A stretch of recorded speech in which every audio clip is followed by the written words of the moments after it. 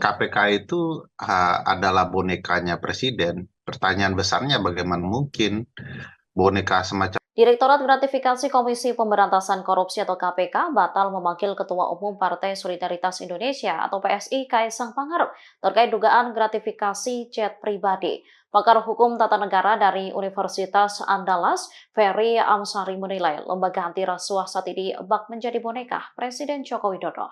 Pernyataan Ferry disampaikan dalam program Talkshow Overview Tribun News pada Rabu 4 September 2024.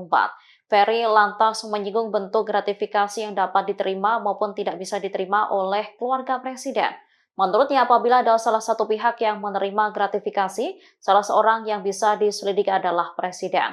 Menurut Ferry, KPK saat ini dilemahkan oleh Presiden Jokowi, sehingga menurutnya wajar lembaga anti rasuah itu saat ini tak berani menyentuh dan menyelidiki perkara terkait keluarga presiden.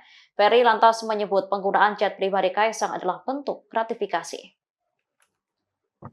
ya sejak KPK menjadi lembaga di bawah rumpun kekuasaan eksekutif yang dibuat dan dirancang sendiri oleh Pak Presiden, KPK itu adalah bonekanya presiden. Pertanyaan besarnya bagaimana mungkin boneka semacam KPK bisa menyelidiki kasus yang berkaitan erat dengan keluarga presiden.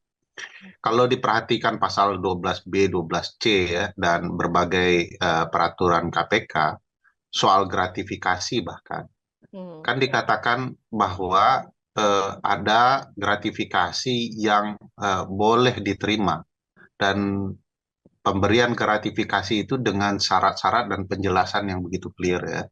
Misalnya kalau menerima pena buku kecil ikut seminar ya boleh saja gitu ya. Pemberian karena relasi keluarga satu ke samping satu ke bawah itu juga dimungkinkan. Nah, bagaimana dengan pemberian terhadap keluarga? Masih memungkinkan sepanjang dilaporkan. Nah, masalahnya ini sudah terjadi nih barang gitu ya.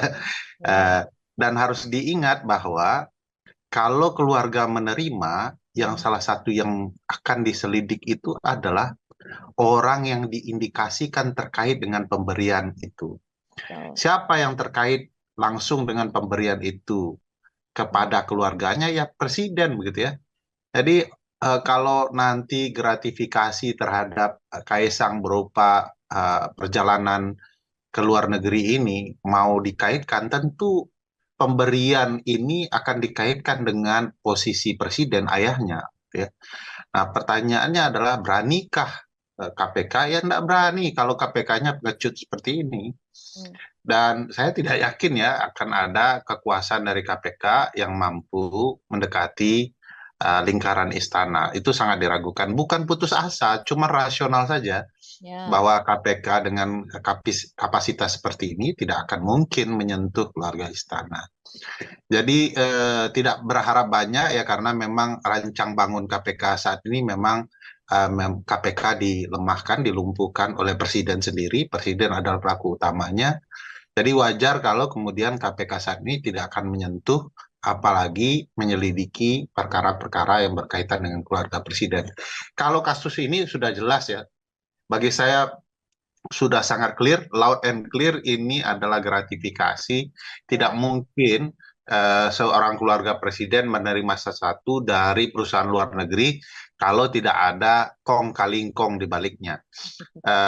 Di banyak peristiwa ya ketatanegaraan di dunia termasuk di negara-negara maju, keluarga menerima parfum saja itu jadi masalah. Jangankan di negara maju, di negara klasik seperti zaman era kenabian saja, itu ada khalifah-khalifah yang menerima keluarganya parfum juga kena ya.